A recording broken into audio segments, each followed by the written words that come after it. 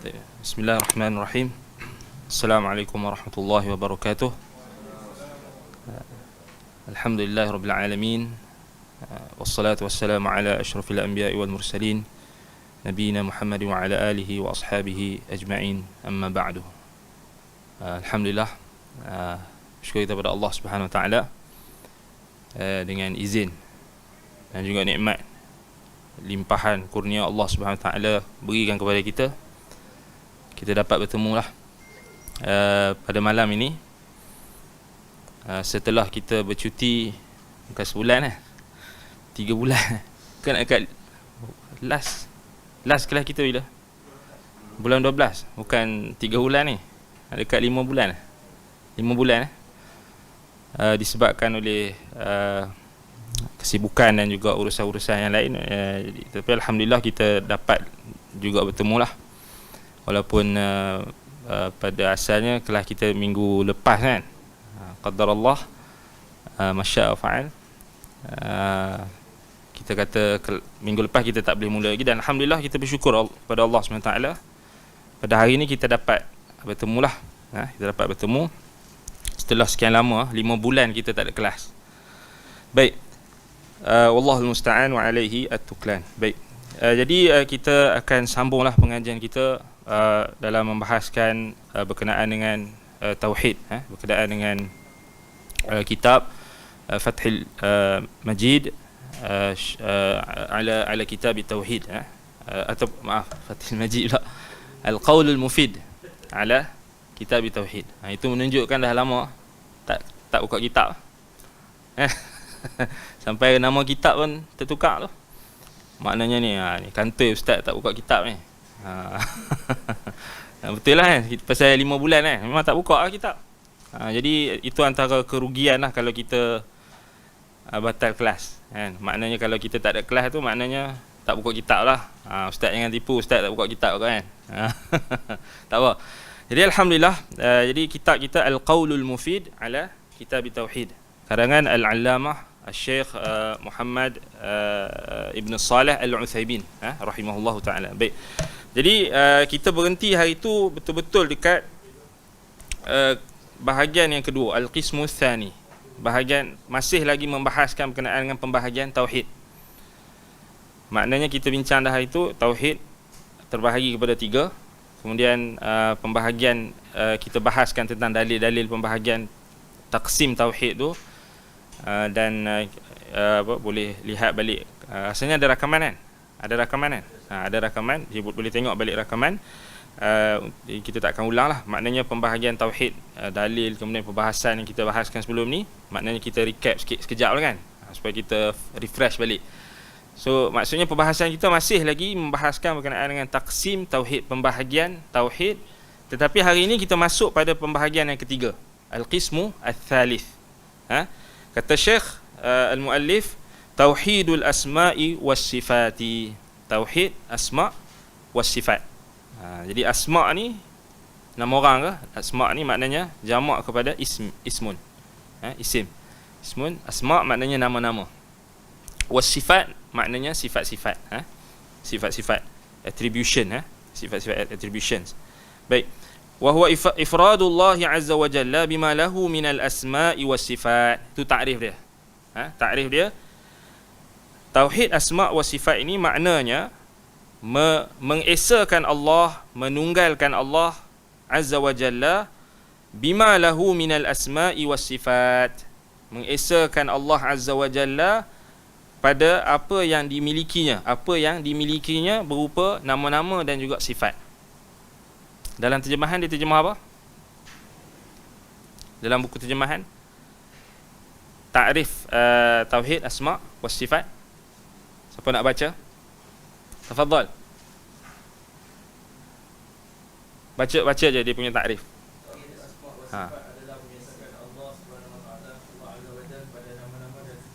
Okey, jadi dia terjemah bima lahu tu pada nama-nama.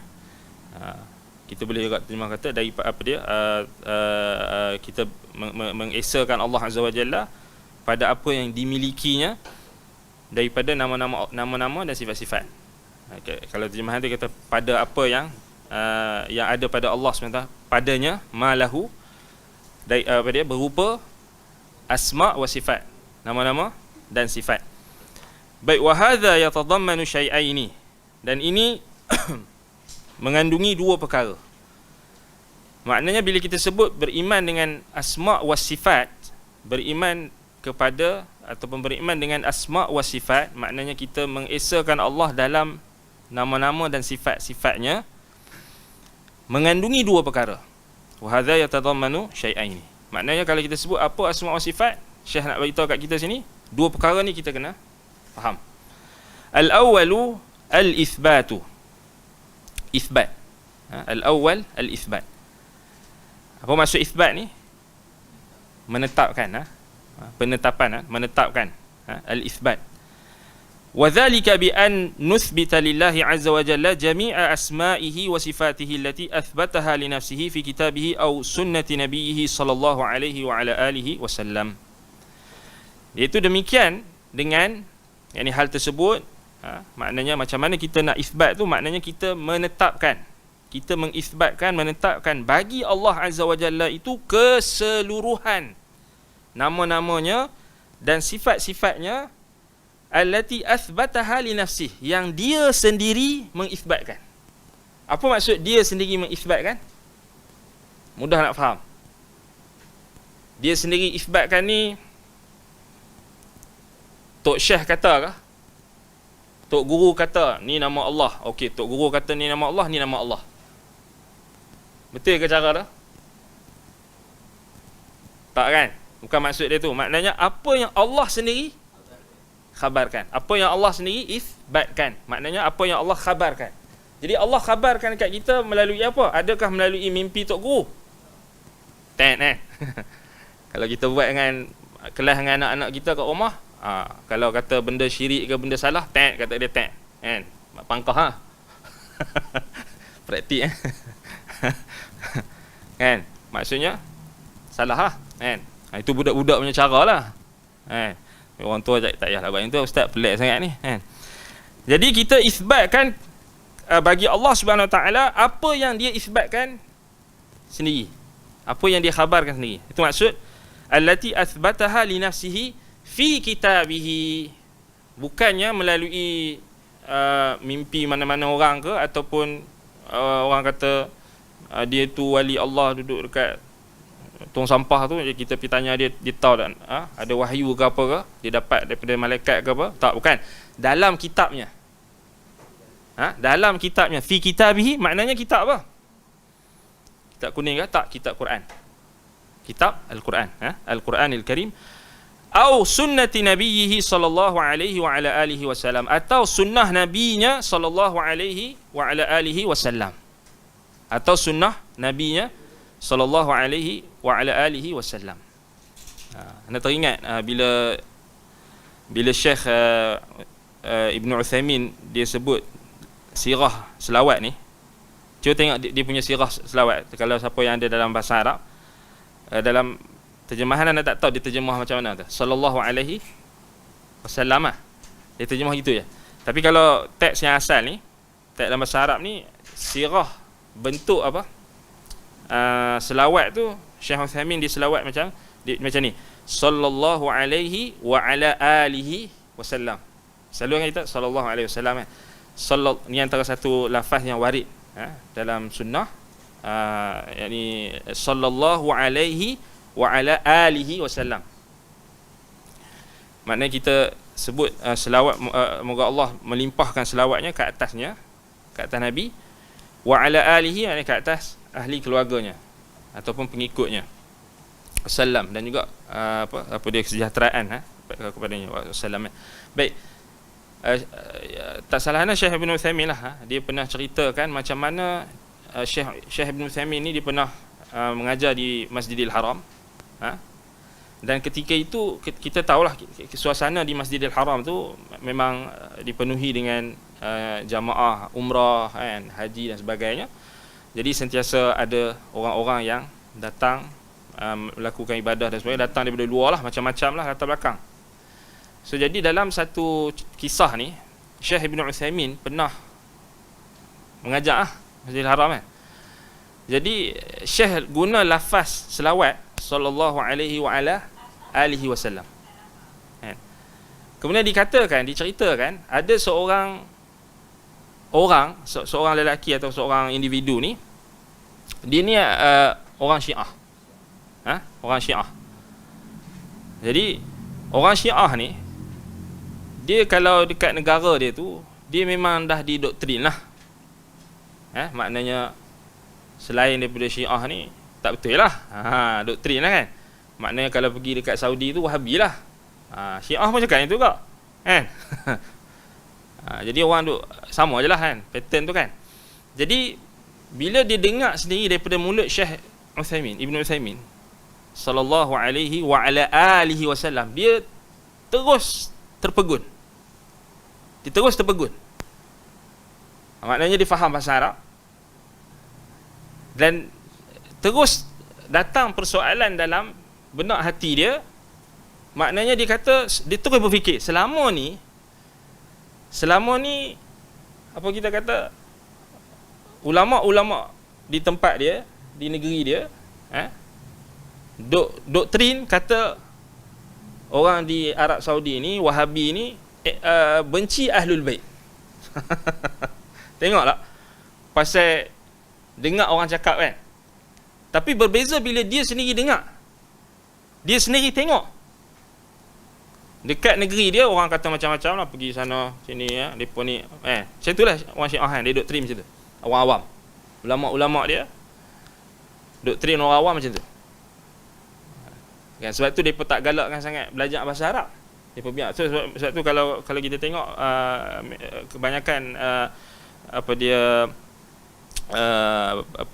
jemaah umrah atau haji daripada Iran kan, kebanyakannya kalau yang veteran-veteran ni, kebanyakannya orang tak tahu bahasa Arab lah.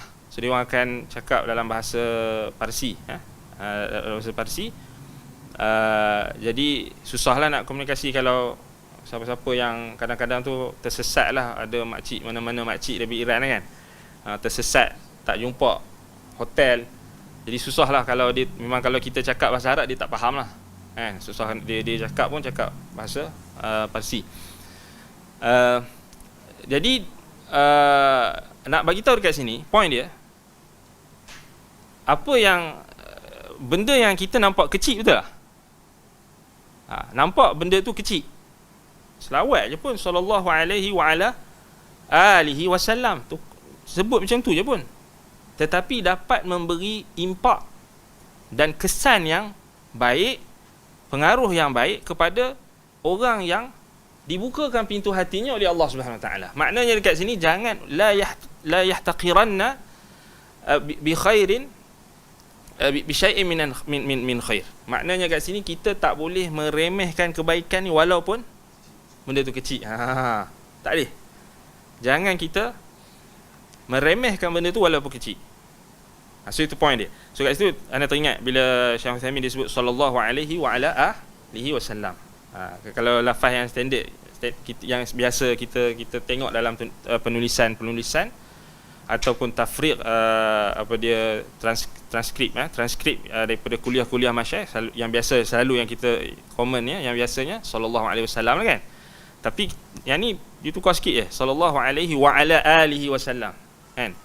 Wa ala alihi wasallam, tetapi memberi kesan sehingga dikatakan individu yang dengar Syekh Uthaymin ucapkan sirah atau lafaz selawat ini, dia jadi sunnah lepas tu. Maknanya dia dapat hidayah, membuka hidayah kepada dia untuk mengenali sunnah. Nampak kan? Sebab tu kita kata benda-benda macam ni kita tak boleh, apa sahajalah benda yang kecil kan, benda yang kita nampak kecil, remeh dan sebagainya, jangan kita remehkan. Sebab apa? Sebab Allah, innallaha syakur.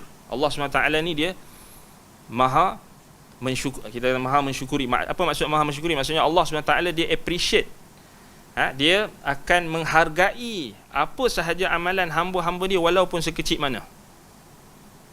Sekecil mana pun Allah SWT hargai. Maknanya Allah SWT akan bagi ganjaran. Allah Ta'ala akan beri balasan. Sekecil mana pun. Sekecil mana pun, kita jangan kita anggap benda tu remeh, kecil dan sebagainya. Dan last sekali kita rasa benda tu tak penting dan sebagainya kan. Tak boleh. Maknanya kita kena anggap kebaikan walaupun sekecil mana sekalipun kita jangan remehkan. Jangan remehkan. Baik. Al-thani, yang kedua, tadi yang pertama isbat. Kat sini Syekh ada sebut dalil lah. Pertama tadi Syekh tak sebut dalil kan? Syekh tak sebut apa dalil. Baik, apa dalil kita tengok dalil tu. Apa dalil yang menunjukkan kita wajib mentauhidkan Allah ataupun beriman kepada Allah pada nama-namanya dan sifat-sifatnya, al-asma' wa sifat. Baik, dalilnya dalam surah Al-A'raf ayat 180. Al-A'raf 180, Allah Subhanahu wa taala berfirman, walillahil asma'ul husna fad'uuhu biha wa dharul ladzina yulhiduna fi asma'ihi sayujzauna ma kanu ya'malun.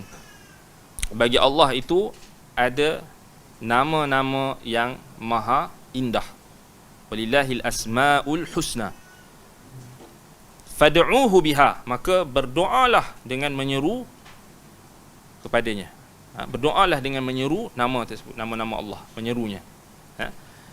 Wa dharul ladzina yulhiduna fi asma'ihi, dan tinggalkanlah, berpalinglah daripada golongan yang melakukan ilhad, yakni penyelewengan di dalam nama-namanya. Sayujzauna ma kanu ya'malun, mereka golongan tersebut akan diberikan balasan atas apa yang mereka lakukan. Itu dalil daripada Al-Quran. Tapi Syekh tak sebutlah kat situ. Sebab kalau perasan balik Syekh ada sebut, nak rasa mungkin Syekh tak sebutlah dalil dia.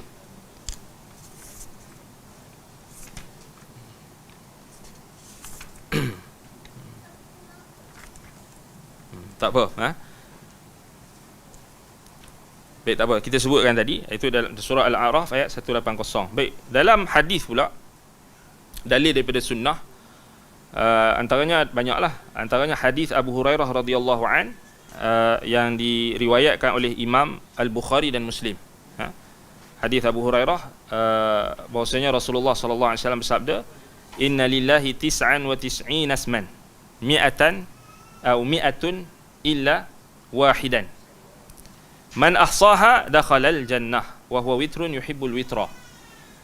Dari Abi Hurairah radhiyallahu anhu, katanya Rasulullah sallallahu alaihi wasallam bersabda, inna lillahi tis'an wa tis'ina asman mi'atun illa wahidan, sesungguhnya bagi Allah ada 99, 100 kecuali satu, maknanya 99. Man ahsaha dakhalal jannah, barang siapa yang menghitungnya sini maksudnya menghafalnya, menghayatinya, mempelajari makna-maknanya, maka dia akan masuk syurga, dakhalal jannah. Wa huwa witrun yuhibbul witra, dan Allah SWT dia ganjil dan dia menyukai keganjilan, perkara yang bilangan yang ganjil, menyukai bilangan yang ganjil, al-witra. Itu dalam hadis dalam Al-Bukhari dan juga Muslim. Dan adakah maksud hadis ini Allah ada 99 saja nama? Tak. Hadis itu tak bermaksud Allah itu nama-namanya itu hanya terbatas pada 99. Bukan itu maksud dia. Sebab apa? Kalau kita lihat Al-Imam Al-Hafiz Abul Fida Ismail Ibn Umar Ibn Kathir rahimahullah Dimashqi Syafi'i, Imam Ibn Kathir, disebutkan, kata Imam Ibn Kathir, thumma liyu'lama atau liyu'lam anna al-asma' al-husna laysat munhasiratan fi tis'ati wa tis'in. Perlu dijelaskan, perlu diketahui bahawasanya nama-nama Allah Al-Husna itu, Al-Husna maknanya yang mencapai tahap ketinggian, yang tiada tolak bandingnya, dan mencapai tahap keindahan. Sebab itu kita terjemah Al-Husna tu maknanya yang maha indah kan. Yang maha indah maknanya kalau kita kita nak sifatkan dan nak ceritakan, memang tak mampulah nak ceritakan, dia disebabkan oleh ketinggian dan juga keindahan itu, kita kata tidak ada tolak bandingnya. Kan? Maknanya itu maksud al-husna. Ibnu Katsir kata, laisat munhasiratan fi tis'ati wa tis'in. Dia tidak terbatas hanya pada 99. Maknanya hadis Abu Hurairah tadi tu menunjukkan bukan bermaksud nama-nama Allah tu ada 99 dah, tak. Kan? Bukan bermaksud tu. Maknanya dia hadis itu siaknya, konteks hadis itu bukan nak bagi tahu Allah hanya ada 99 nama, tak. Tetapi hadis tu nak bagi tahu Allah ada 99 nama, dan siapa yang hafal dan cuba mempelajari dan mentadabburi, cuba untuk mengamalkan tuntutan-tuntutan yang ada dalam 99 nama tu, maka dia masuk syurga. Bukan bermaksud Allah hanya ada 99 nama saja. Apa dalilnya? Dalilnya hadis yang diriwayatkan oleh Imam Ahmad dalam musnadnya, daripada Abdullah bin Mas'ud radhiyallahu an. Hadis Abdullah bin Mas'ud radhiyallahu an. Katanya qala an Rasulillah sallallahu alaihi wasallam, daripada Rasulullah sallallahu alaihi wasallam baginda bersabda, ma asaba ahadan qattu hammun wala huznun faqala Allahumma inni 'abduk ibnu 'abdik ibnu amatik nasiyati biyadik madin fi hukmuk 'adlun fi qada'uk as'aluka bikulli ismin huwa lak sammaita bihi nafsak aw a'lamtahu ahadan min khalqik أو أنزلته في كتابك أو استأثرت به في علم الغيب عندك أن تجعل القرآن ربيع قلبي ونور صدري وجلاء حزني وذهاب همي إلا أذهب الله همه وحزنه وأبدله مكانه فرحا. Baik, hadis ni Nabi SAW bersabda, maknanya ma asaba ahadan, tidak ada seorang pun individu yang ditimpa sesuatu musibah ataupun ujian, ataupun hammun. Kata dalam lafaz ni disebut hammun, ma asaba ahadan qattu hammun wala haznun. Hammun maknanya apa? Kegelisahan. Apa dia kegelisahan? Wa huznun, kesedihan. Dan apa sahaja penyakit yang melibatkan kegelisahan. Apa dia kita kata kemurungan ke termasuklah. Dan sebagainya, ham dan huznun, kesedihan. Kemudian dia mengucapkan, maknanya ni doa lah. Doa bila kita rasa serabut ke, rasa rasa sedih ke, rasa tak tentu arah ke, ataupun rasa apa dia kita kata stres ke, apa-apa je lah yang berbentuk kita kata yang mengganggu jiwa kita, mengganggu emosi kita ke, kan. Baru lepas kena bully cyber kan. Sekarang orang bully cyber kan. Orang macam-macam sekarang kan. Baik, Allahumma inni 'abduk. Allahumma inni 'abduk. Ya Allah, sesungguhnya aku adalah hamba-Mu. Cuba kita perhati betul-betul lafaz hadis ni. Allahumma inni 'abduk. Ya Allah, sesungguhnya aku hamba-Mu. Okay, bila kita kata kita hamba Allah, kalau kita kenal Allah, ada lagi lah rasa macam takut apa? Takut fulan, takut alan, ataupun rasa tak ada kan, rasa tenang tu. Kalau kita kenal Allah kan. Tapi masalahnya Allah tak kenal, itu bahaya. Allahumma inni 'abduk. Allah tu macam mana? Allah tu di mana-mana. Susah. Allah tu kat mana? Allah tu di mana-mana. Susah. Dia tak kenal Allah lagi, walaupun dia sebut Allahumma inni 'abduk, dia tak kenal Allah lagi. Kan? Jadi pastikan kita kenal Allah. Maknanya kita belajar tentang, antaranya belajar tentang tauhid. Dan yang lebih spesifik, ma'rifatullah ni antaranya mengenal nama-nama Allah Al-Husna. Yang ni kan. Baik, dan sifat-sifatnya. Allahumma inni 'abduk. Ya Allah, sesungguhnya aku hamba-Mu.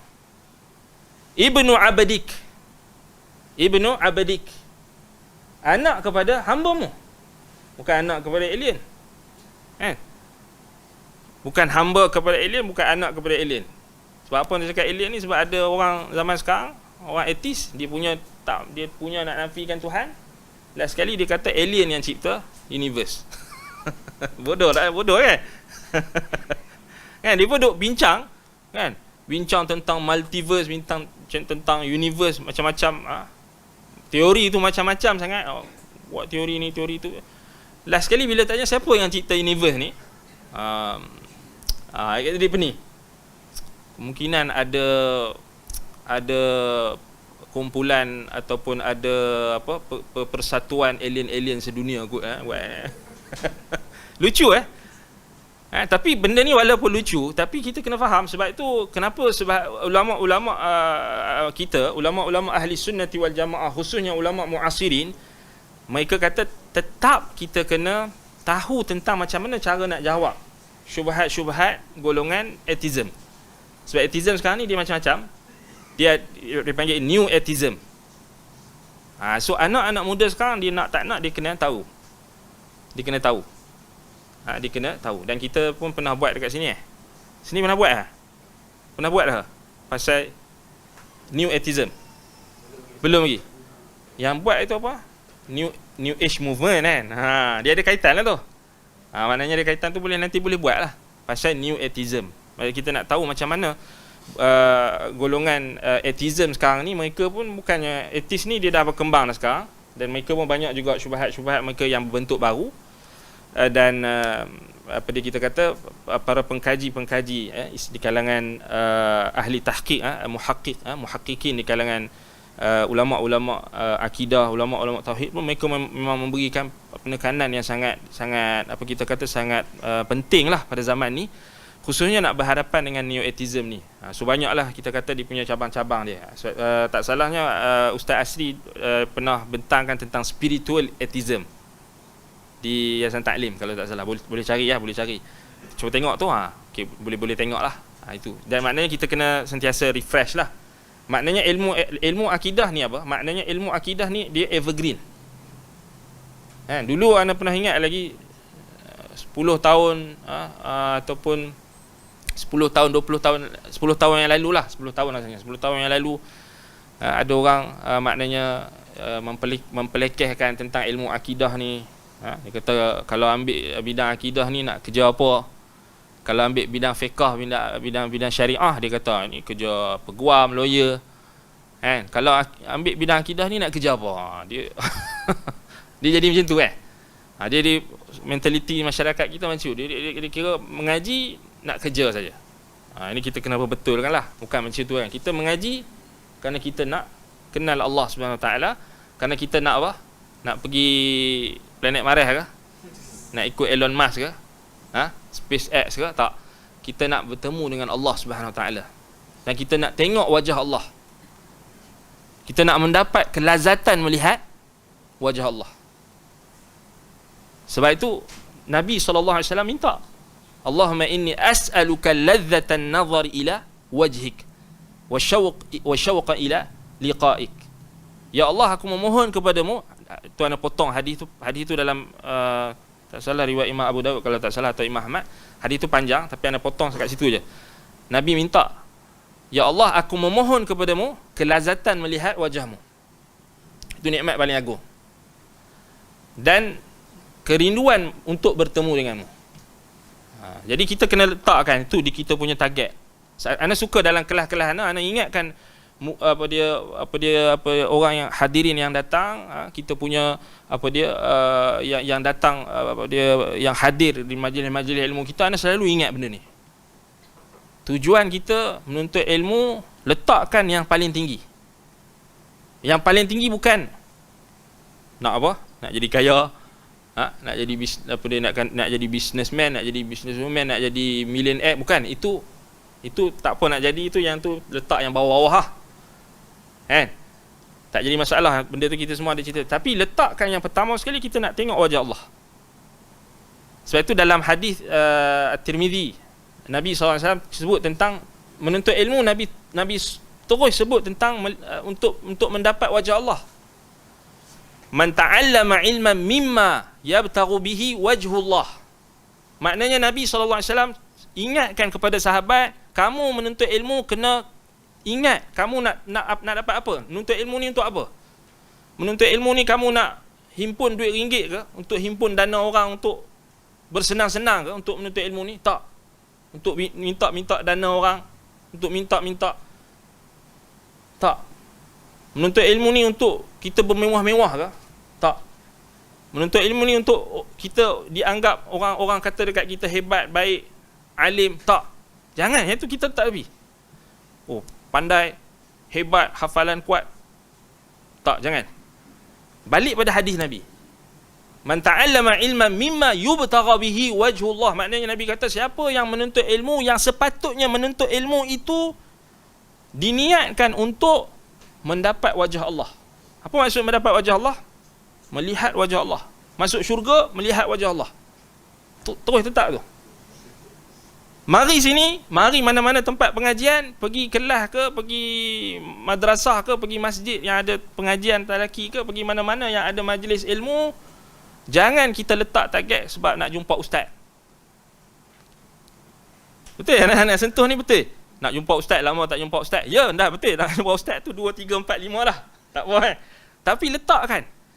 Dengan cara kita letakkan niat yang tertinggi ni, yang itulah yang akan bagi motivasi.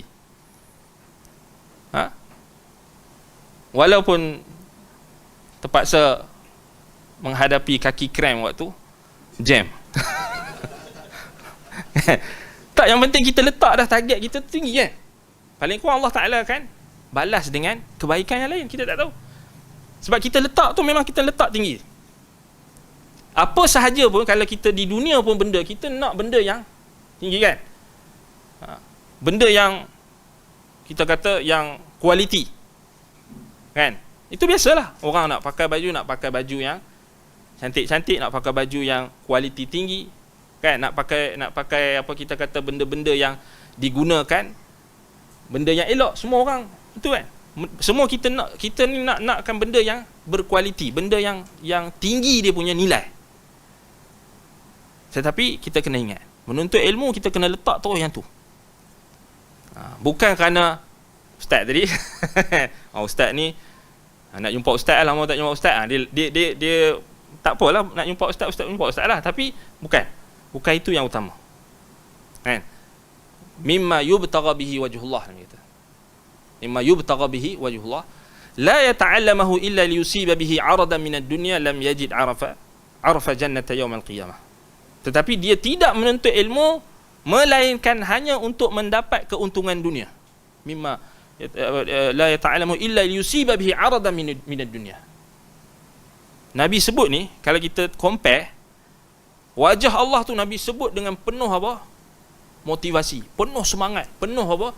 Maknanya Nabi galakkan para sahabat, inilah galakan untuk kita sentiasa nak mengharapkan kita melihat wajah Allah, mendapat wajah Allah tu. Kita selalu sebutkan kalau ahli takwil, ditakwil redha Allah, tak dapat, tak nampak lah. Kita menuntut ilmu nak redha Allah, semua nak redha Allah, tapi kita kata nak tengok wajah Allah tu tinggi tu, level dia tinggi, makam tinggi tu. Betul tak? Selalu anda bagi tahu selalu anda pesan dekat orang-orang yang terjemah kitab dan sebagainya. Kalau terjemah kat situ, jangan terjemah redha. Terjemah wajah Allah. Biar orang tahu ni akidah ahli sunnah wal jamaah. Ni akidah Nabi SAW. Kalau kita duk main play safe, takut orang takwil, takut orang salah faham, takut orang menyamakan Allah dengan makhluk, memang habis walaupun ahli takwil pun memakai isbat wajah tu. Dia pun tak ni kan. Tapi ada di kalangan Mu'tazilah yang takwil. Tapi kita nak bagi tahu di sini, letakkan. Tapi yang satu lagi Nabi kata, tapi dia tak menuntut ilmu tu kerana wajah Allah. Dia hanya nak dapat kepentingan dunia. Mimma yusibi 'aradan minad dunya. La yata'allamahu illa liyusiba bihi aradan minad dunya. Dia nak dapat kepentingan dunia, dia nak dapat keuntungan dunia. Kan? Pasal apa tak datang ni? Pasal kelas ni apa dia tak guna kitab yang aku jual.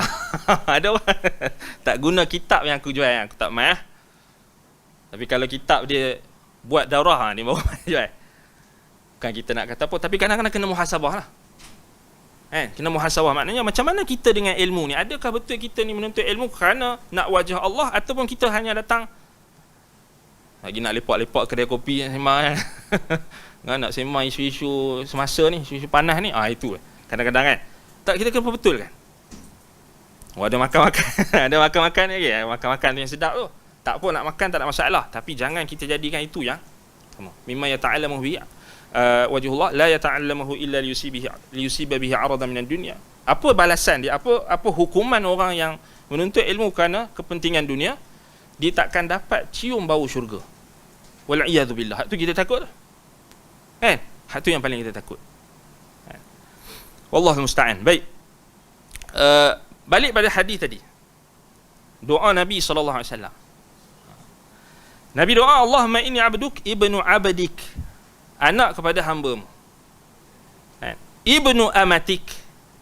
Anak kepada hamba perempuan-Mu. Maknanya ibu dengan ayah kita, ayah dengan ibu kita adalah hamba Allah juga. Mereka bukan dewa ke, separuh dewa ke, god ke, demigod ke, bukan. Separuh bunian ke, kan? Bukan. Mereka hamba Allah, makhluk Allah. Maknanya kita, bila kita sebut doa ni, apa maksud dia? Maksudnya kita betul-betul rendah diri kepada Allah. Aku hamba-Mu, bapa aku pun hamba-Mu, mak aku pun hamba-Mu. Sebab kebiasaan orang, ayah aku CEO bla bla bla bla bla.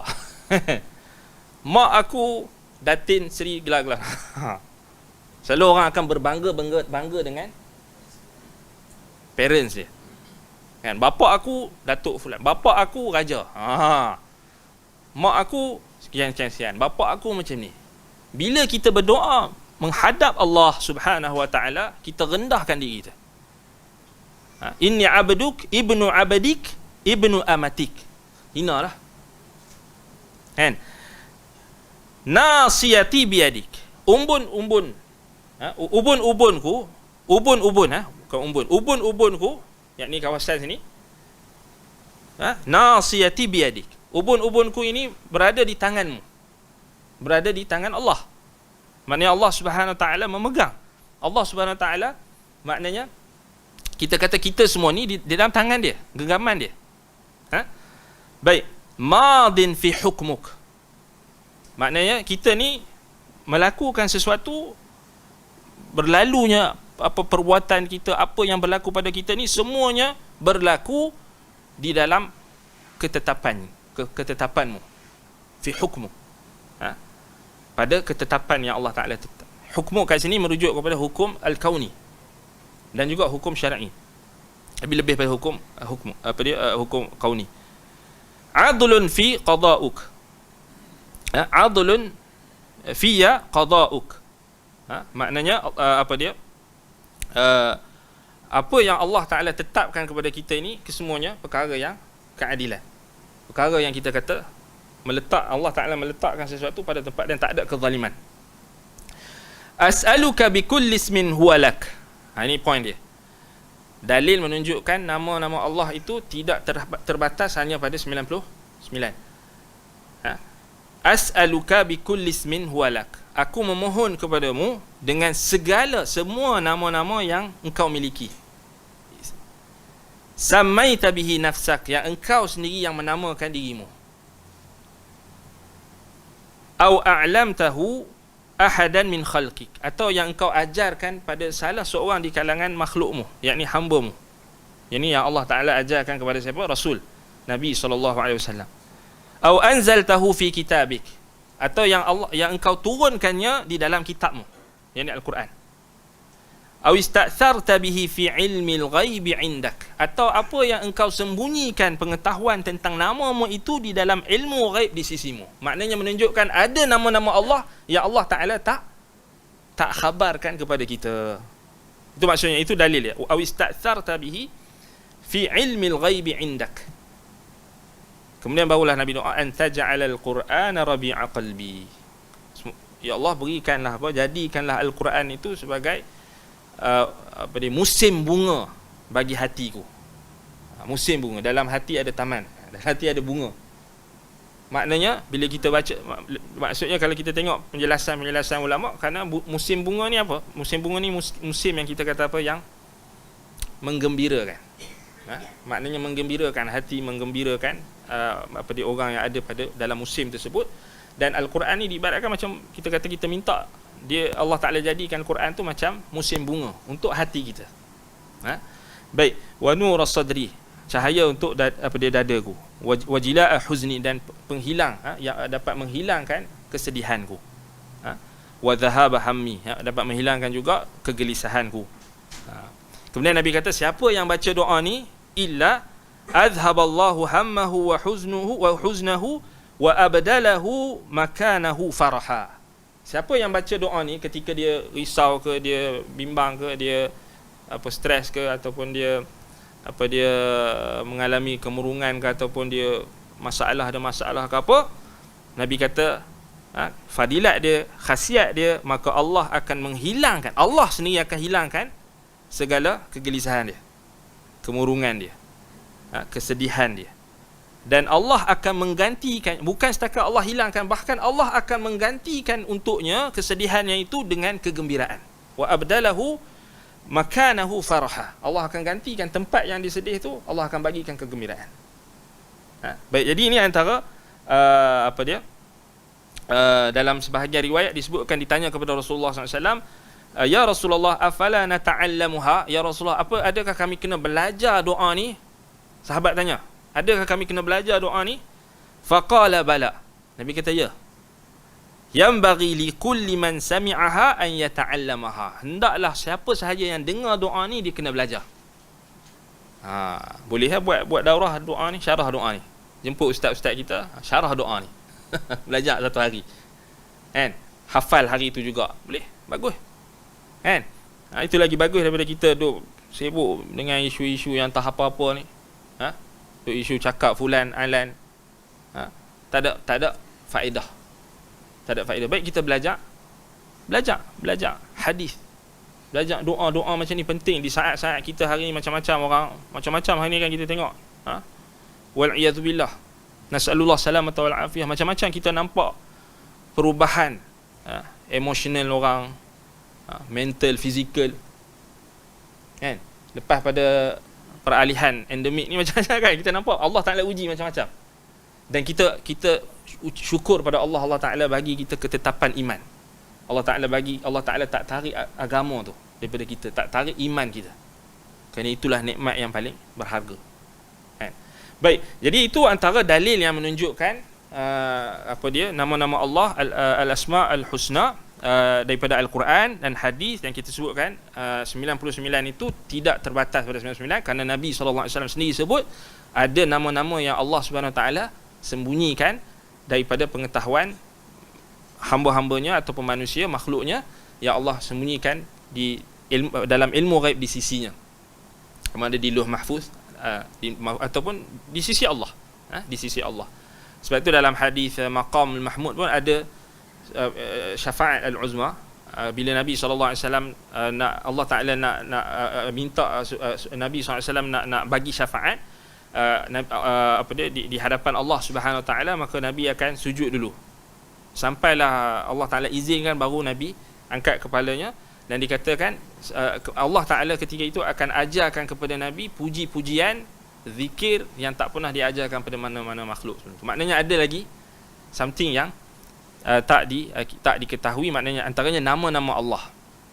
Nama-nama Allah. Baik, ada syubhat kat sini. Syubhat dia kat sini. Golongan batiniyah. Golongan kita kata batiniyah, sufiyah batiniyah ni, antara yang mereka syubhat mereka kata inilah dalil menunjukkan adanya ilmu yang berbentuk rahsia. Betul ke? Macam mana kita nak jawab? Ini dalil menunjukkan ilmu ni bukan dalam Quran lah. Ni dia pun nak cakap inilah, bukan dalam Quran sunnah je. Ada lagi ilmu rahsia. Kan dia pun selalu kata ilmu Allah luas kan. Tok guru dia tahu, tok guru aku tahu. Jadi kita jawab dengan guna hadis tadi balik. Maksudnya dalam hadis doa tadi tu sebenarnya ada lafaz yang jelas menunjukkan kepada kita pembatasan nama-nama yang Allah ajar tu ada dua saja. Siapa perasan?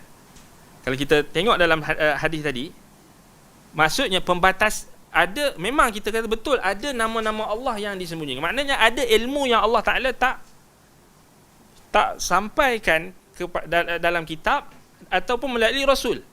Dan dalam hadis tadi Nabi SAW sebut ilmu yang ada yang disyariatkan untuk kita pelajari hanya ada dua sumber, Al-Quran dan Sunnah.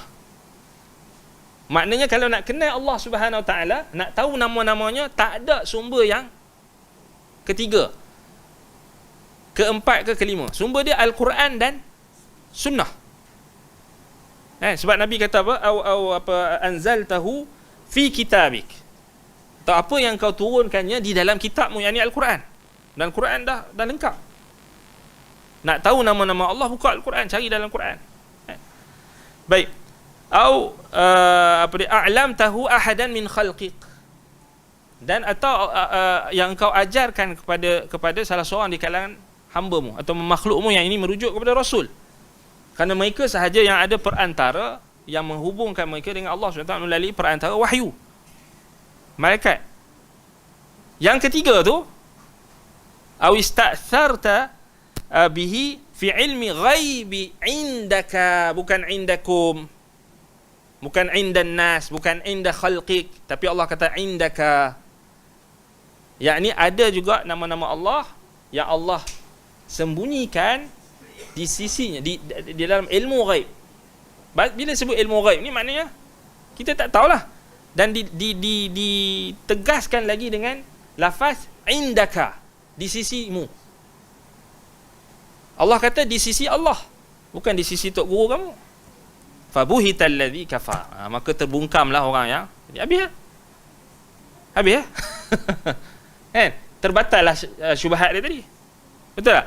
Habis macam kita je guna hadis je. Guna hadis tadi je. Maknanya sumber kita nak tahu nama-nama Allah ni Quran dan Sunnah. Tak ada ketiga, tak ada keempat.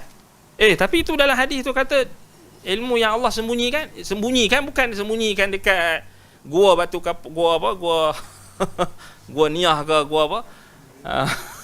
Bukan sembunyi dekat apa, Gunung Jerai ke, bukan. Bukan dalam poket tok guru kamu. Bukan dalam serban tok syekh kamu. Bukan dalam jubah tok guru kamu, bukan. Ni di sisi Tuhan. Kenapa kata di sisi Tuhan? Itu dia akan kalau dia faham, dia fahamlah. Kalau dia takwil, dia kata tok guru dia Tuhan. habis cerita dia takwil lah. Tok guru, Tuhan ada dalam tok guru dia pula habis. Itu jenuh yang tu kita tinggal lah. Tinggal lah, orang tu gila. Gila tak payah layan lah. Yalah, takut lagi kita jadi gila lah. Wallahul musta'an. Baik, itu contohlah, itu satu syubhat lah yang kita boleh dapat faedah daripada situ. Baik, itu yang pertama lah. Bahagian yang pertama kita sebutkan daripada kita mengesakan Allah Azza wa Jalla dalam nama-namanya, yang nama-namanya dan juga sifat-sifatnya. Pertama isbat, yang kedua nafyul mumathilah.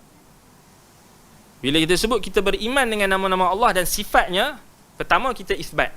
Isbat apa yang Allah Ta'ala namakan dirinya sendiri dalam Quran, dan juga Allah Ta'ala khabarkan melalui Rasulnya di dalam sunnah. Itu yang pertama.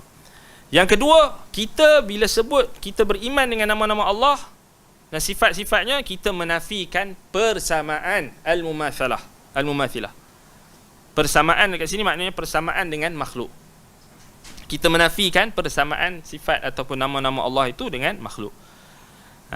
Kenapa? Allah Subhanahu wa taala tidak pernah menjadikan, kata Syekh di sini, wadzalika bi an la naj'ala lillahi mathilan fi asma'ihi wa sifatihi, iaitu dengan cara kita tidak kita tidak menjadikan bagi Allah itu ada penyerupaan ataupun persamaan, sama ada dalam nama-namanya ataupun sifat-sifatnya. Kama qala ta'ala laisa kamithlihi syai' wa huwas sami'ul basir. Dan Allah kata laisa kamithlihi syai', dia itu tidak seperti atau tidak semisal dengan sesuatu apa pun. Wa huwas sami'ul basir, dan dia maha mendengar lagi maha melihat. Maka kata Syekh Ibn Uthaymin, fadallat hadhihi al-ayah ala anna jami'a sifatihi la yumathiluhu fiha ahadun minal makhluqin. Maka dalil ayat ini menunjukkan bahawasanya seluruh sifat-sifatnya tidak menyamai, tidak menyerupai dalamnya satu pun di kalangan makhluk, tidak menyamai mana-mana makhluk, tidak ada yang menyamai sifat dan juga nama-nama Allah. Tapi kita kata macam mana pula? Ini satu persoalan. Allah kata dalam ayat tadi, kita ambil ayat tadi je. Laisa kamitslihi syai' wa huwas samiul basir. Baik, dia tak sama dengan sesuatu apa pun dan dia Maha mendengar dan Maha melihat. Bukankah Allah juga sebut dalam Al-Quran, kita manusia ni Allah jadikan sam'an wa basara. Ada penglihatan dan ada pendengaran. Kita pun sami' basir. Bukankah dalam Quran pun Allah kata manusia, makhluk pun dengar dan melihat. Jadi macam mana kita nak jawab? Baik, kat sinilah kata Syekh, wa in ishtarakat fi aslil ma'na lakin takhtalifu fi haqiqatil hal faman lam yuthbit ma athbatahu Allah li nafsihi fa huwa mu'attil. Baik, kat sini Syekh kata walaupun pada asal makna ianya berkongsi. Makna asal makna ni pada lafaz. Makna sekarang ni Allah kata dia Maha mendengar, Maha melihat. Manusia pun Maha mendengar, Maha ke? Jangan kata Maha bezalah. Maknanya beza dia apa? Sebab itu dibezakan, makhluk tak letaklah Maha. Maha tu maksudnya apa? Yang infinite lah, kita kata yang paling besar. Betul ya? Kena cek kamus dewan lah. Sekarang cek kamus dewan. Maha tu apa? Terjemahan dalam kamus dewan. Maha tu apa maksud? Terjemahan tu maksud dalam bahasa Melayu apa maksud dia? Cuba siapa-siapa boleh Google rajin. Baik.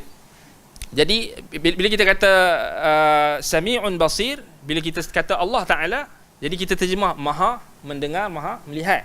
Tapi kalau makhluk kita tak kata Maha kan? Apa dia punya signifikan dia? Maksudnya tak samalah. Itu menunjukkan penggunaan lafaz yang kita kata penambahan lafaz tadi menunjukkan ada penambahan makna ataupun penambahan dari sudut makna. Maknanya kalau makhluk tadi kita punya penglihatan terbatas kan, kita punya view angle view kita ni kalau sini kita sampai sini je kan, belakang ni tak dapat dah kan, dan situ saja sampai apa yang kita mampu, belakang dinding tu dah tak sampai dah kan, kecil pada ni yang makro tu kan, makro apa dia lagi, apa makro fotografi tu yang kecil punya, micro micro. Lepas tu dengan apa dia, apa macam-macam lagi yang mikroskop yang kecil-kecil tu, elektron mikroskop lah, apa benda lah kan, kita tak mampu dah kan, melainkan dengan alat, kita kena guna bantuan. Tapi Allah Subhanahu Wa Taala Maha mendengar, Maha melihat, maknanya sampai dia melihat segala sesuatu. Baik, jadi itu maknanya walaupun pada lafaz ataupun pada asal makna tu ada persamaan, ada dipanggil mustarakah, berkongsi pada lafaz, pada asal makna kan, tetapi takhtalifu fi haqiqatil hal, berbeza pada hakikat keadaannya, kaifiat lah, sudah tentulah kaifiat pada kaifiat dia berbeza. Baik, samalah macam ilmu kan, Allah Al-Alim, Sami'un Alim, Al-Alim, Allah Maha mengetahui. Baik, makhluk ada pengetahuan tak? Ada ilmu kan, ada ilmu, tapi kita tak sebut Maha mengetahui kan, sebab dia punya ilmu terbatas. Tapi berkongsi pada lafaz. Kita kata Allah mengetahui, Maha mengetahui, tapi kita kata mengetahui lah kan, mengetahui. Makhluk pun mengetahui, tetapi pengetahuan makhluk dan pengetahuan Allah sudah pasti tidak sama, beza kan? Itu maksudnya kata Syekh di sini. Baik, faman lam yathbuti atau faman lam yuthbitu ma atau lam yuthbiti ma athbatahu Allah li nafsihi fa huwa mu'attil. Barang siapa yang tak mengisbatkan apa yang Allah isbatkan untuk dirinya, Allah Taala isbatkan untuk dirinya sendiri, maka dia adalah mu'attil. Apa maksud mu'attil di sini? Maknanya orang yang menafikan, orang yang membatalkan, orang yang menolak, ta'til. Daripada perkataan bi'run mu'attalah, dalam bahasa Arab disebut bi'run mu'attalah, maknanya telaga yang ditinggalkan, yang dikosongkan. Maknanya mu'attil, maknanya orang ini dia menafikan, dia menolak ataupun dia mengosongkan makna makna yang sebenar pada nama-nama Allah tadi. Itu pun boleh masuk makna dia. Tapi ta'til ni maknanya mu'attil ni maksudnya menafikan, menolak, mengosongkan maknanya. Sama ada dengan takwil ataupun dengan tafwid. Nanti kita akan bincang kemudian lah. Tapi tak apa. Kita sentuh sikit. Wa ta'tiluhu hadha yushbihu ta'tilu Fir'aun. Dia punya bentuk penafian tu, bila dia menafikan sifat-sifat Allah ni, nama-nama Allah ni, dia sama macam penafian Fir'aun. Maknanya apa yang dilakukan Fir'aun? Maknanya Fir'aun ni tak mengaku Tuhan. Antaranya dia menolak sifat Allah. Itu maksud dia sama macam Fir'aun lah. Siapa yang menafikan sifat Allah ni, dia macam Fir'aun lah. Sebab Fir'aun pun menafikan sifat Allah. Fir'aun pun menafikan sifat-sifat Allah yang telah diisbatkan oleh yang dibawa oleh dakwah tauhid itu oleh Nabi Musa AS. Itu dalam surah Al-Qasas. Boleh tengok dalam surah Taha, surah Al-Qasas, berkenaan dengan penafian Fir'aun. Dia menafikan Allah di langit. Boleh juga rujuk dalam tafsir At-Tabari, dan juga tafsir Ibn Kathir dan sebagainya. Baik. Wa man athbataha ma'a tashbih sara musyabihan lil musyrikin alladhina 'abadu ma'a Allah ghairah.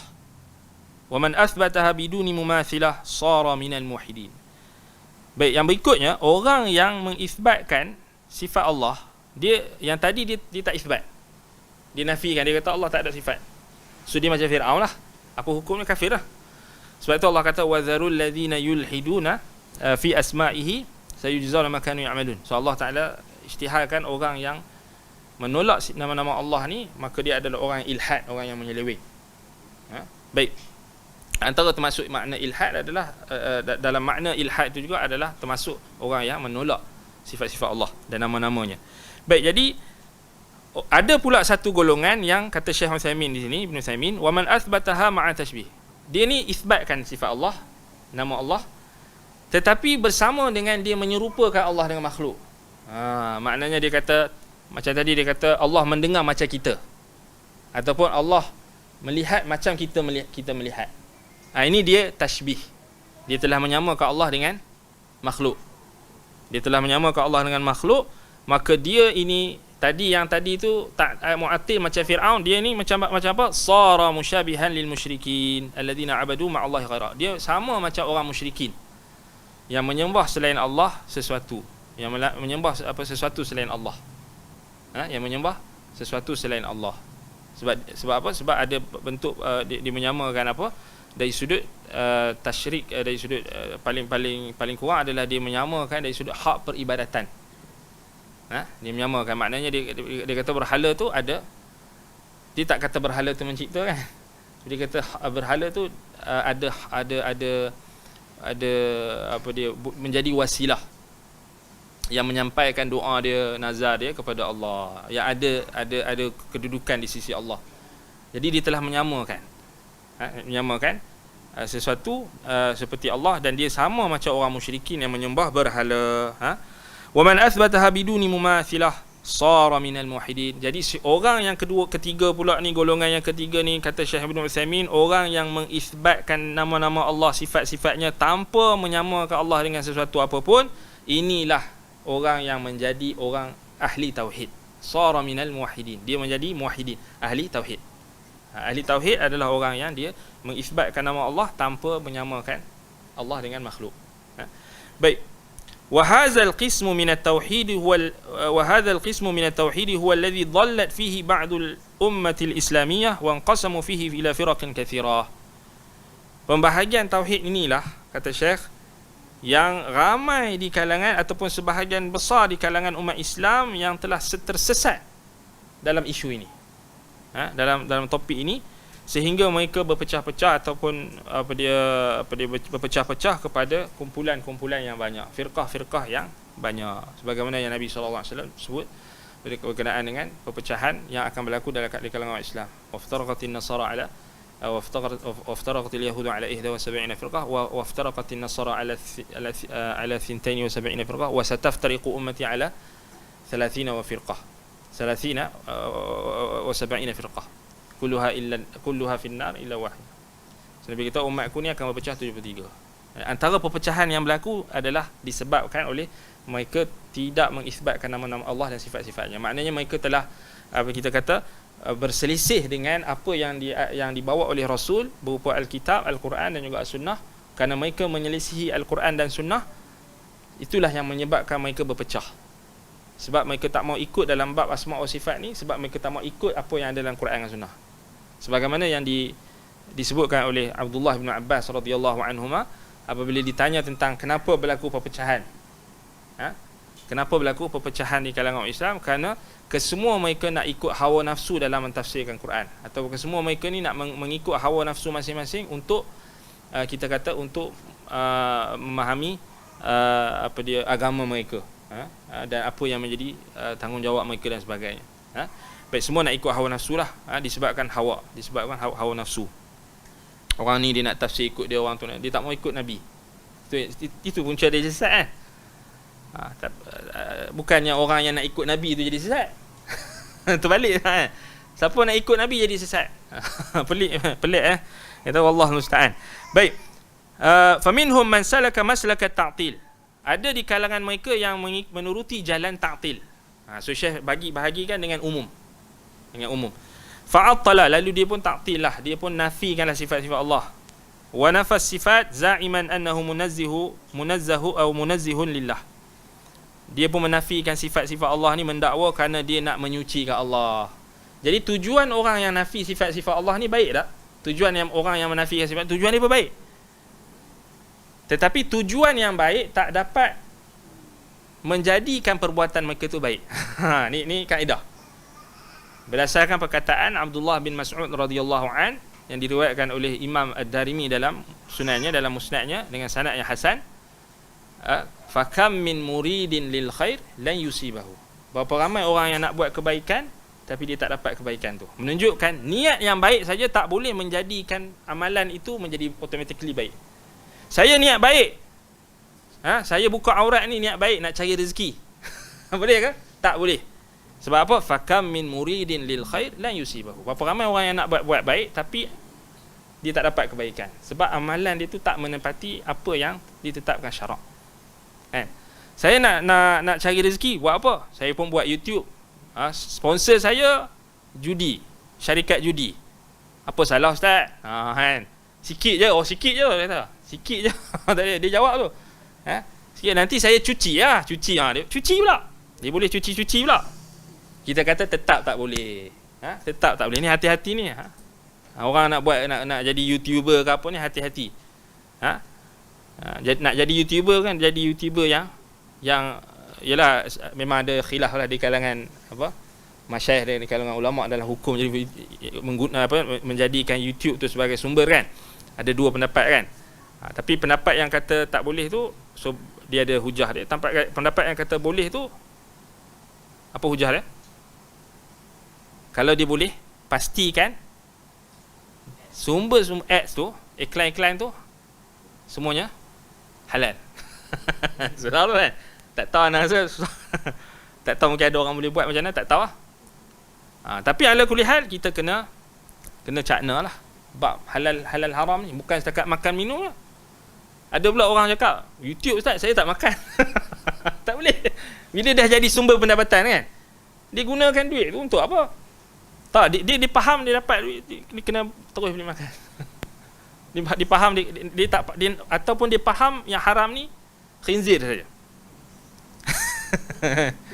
Itu pemahaman sebahagian segelintir orang Melayu kita lah. Dia faham itu. Tapi judi, kalau dapat sponsor dari judi tak ada masalah. Tolong iklan pula judi tak boleh. Maknanya kena hati-hati lah. Kena hati-hati. Wallahu musta'an. Sekarang ni orang memang tanda-tanda kiamat, orang tak pedulilah daripada mana sumber. Dalam hadis Nabi SAW kata, wa ghudhiya bil haram, wa mat'amuhu haram, wa mashrabuhu haram, wa akluhu haram. Pakaian dia haram, makanan dia haram, gizi dia pun haram. Yang dia gunakan untuk apa? Untuk gizi ni boleh jadi benda-benda perkakas-perkakas yang diguna. Kan? Sikat tu boleh jadi, kalau dia dapat sumber haram, sikat tu. Pen, pinjam pen kawan, lupa nak bagi tu. Pinjam pen orang nak bagi kan. Ataupun curi pen orang. Pen tu termasuk dalam gizi lah. Sebab dia telah ambil manfaat. Peranti ni termasuk wa ghuziya bil haram. Dia menipu orang, scam orang. Lepas tu beli peranti. Peranti tu haram. Diguna bergizi dengan gizi yang haram. Wa ghuziya bil haram. Fa anna yustajabu laha? Macam mana doa dia nak mustajab? Awak. So kita kata kena hati-hatilah benda-benda ni. Kita dengar apa dia macam-macam perkara-perkara yang kita kena hati-hati sekarang ni, khususnya berkenaan dengan halal dan haram. Maknanya sebab itu kita kata kena sama juga benda-benda yang melibatkan akad, melibatkan syarat-syarat, syarat-syarat dalam akad-akad perniagaan, kan, syurut dalam apa kita kata yang ada dalam muamalah. Sebab tu apa dia kena buat juga, kena buat juga pengajian yang berbentuk kita nak tahu tentang muamalah kita hari ni. Kita banyak dah benda-benda yang bercampur-campur.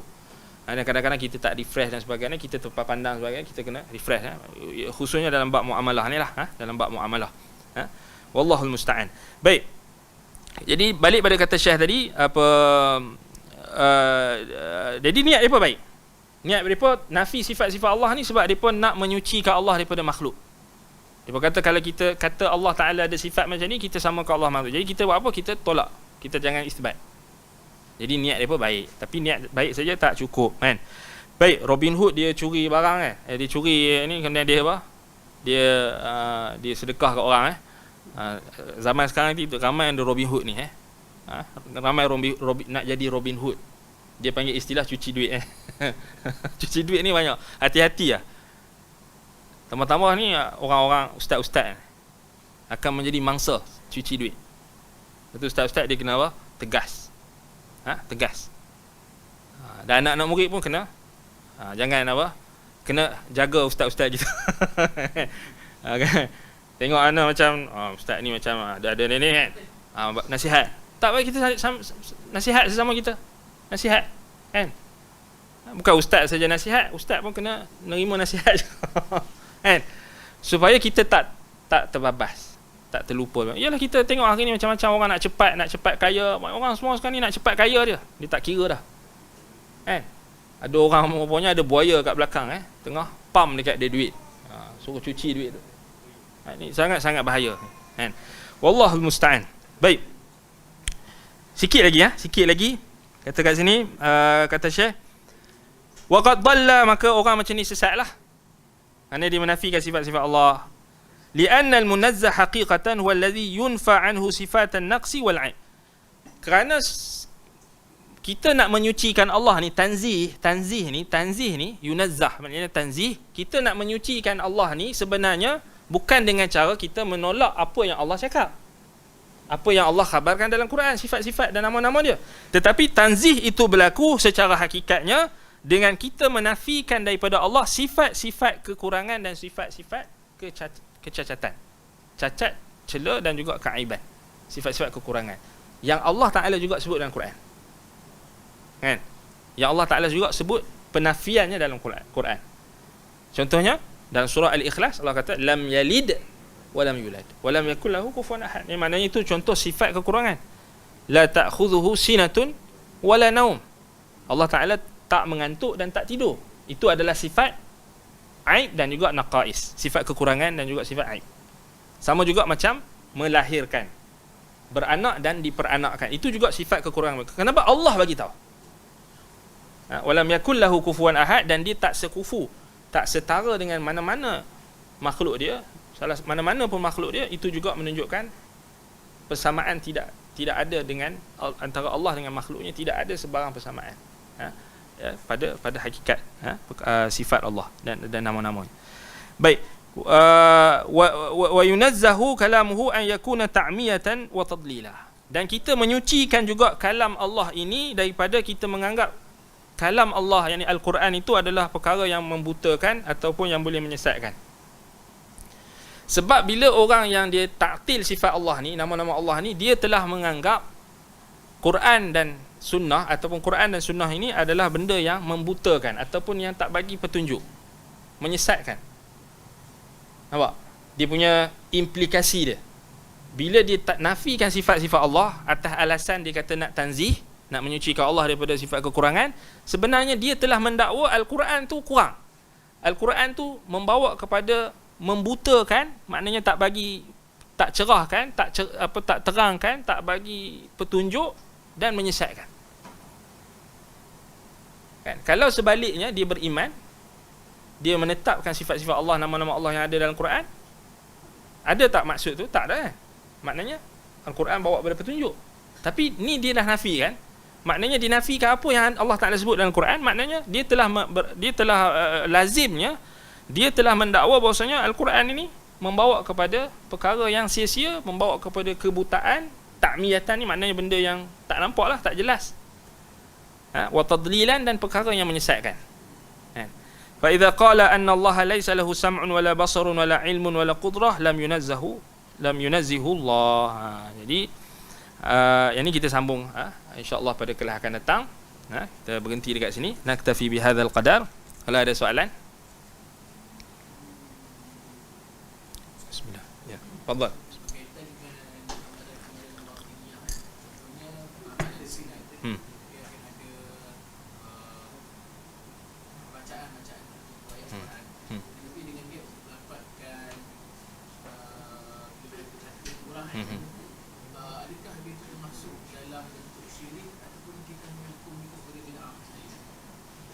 Baik, soalan sahabat kita ni, dia tanya praktik-praktik kebatilan yang ada dalam silat macam mantra-mantra ataupun jampi-jampi yang dibaca untuk mendapat power lah, nak dapat kekuatan atau karamah, apa dia yang kebatinan ni, ada apa hukum dia? Itu soalan ni. Apa hukum dia? Adakah dia syirik ataupun kalau misalnya bacaan ayat Quran Okey, itu yang kedua. Baik, yang pertama, secara umum dia hukum dia bid'ah. Dia jadi syirik bila apa? Bila ada benda-benda syirik dalam jampi serapah tu. Bila ada unsur-unsur syirik dalam jampi serapah. Kalau tak ada unsur-unsur syirik dalam jampi serapah dia tu, dia bid'ah. Dia mesti bid'ah. Pasal apa dia bid'ah? Pasal dia buat benda yang tak disyariatkan. Maknanya sebab dia dah letakkan satu amalan yang spesifik untuk mendapat satu kelebihan dengan tata cara yang tertentu, dan dakwaan dia untuk mendapat sekian, yang mana benda tu benda yang kadang-kadang kita tak boleh diisbatkan melainkan oleh Rasul sebenarnya, melainkan melalui wahyu, fadilat khasiat-khasiat tu kan. Jadi dia kat situ bid'ah dia.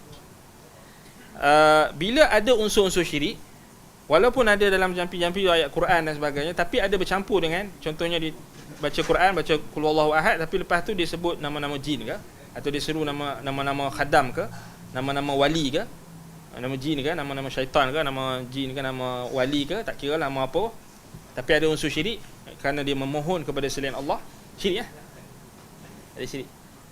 Dia balik pada hadis Nabi SAW kata u'rudu ruqakum alai, kan, la ba'sa ma lam takun fihi syirkan. Maknanya Nabi SAW bila tengok perawat yang ada zaman Nabi kan SAW, Nabi suruh dia orang bentangkan ataupun tunjukkan ruqyah dia orang, jampi serapah dia orang. Jampi serapah tu harus kan, jampi tu harus, tapi kalau ada unsur-unsur syirik baru dia syirik. Baru syirik. Sebab tu Nabi kata urdu ruqakum alayya la ba'sa ma lam takun fihi syirkan. Maknanya Nabi suruh tengok dulu lah, cek dulu, tunjukkan kepada aku ruqyah kamu, jampi kamu tu tak mengapa selagi mana tak ada benda syirik. Itu maknanya selagi tak ada syirik, kita tak boleh kata syirik . Ya, dia ada, kalau dia ada tata cara tertentu, penetapan tertentu yang maknanya menyamai syariat, dia kena amal tu lepas dia letakkan waktu pula, mesti wajib buat untuk dapat sekian, itu bid'ah. Itu bid'ah. Allah Ta'ala alam. Baik, tak ada soalan. Naktafi bihadzal qadar. Aqulu qawli hadza wa astaghfirullah li wa lakum. Subhanakallahumma bihamdika asyhadu an la ilaha illa anta astaghfiruka wa atubu ilaik. Sallallahu ala Muhammad wa ala alihi wa sahbihi wa barak wa sallam. Alhamdulillahirabbil alamin. Assalamualaikum warahmatullahi wabarakatuh.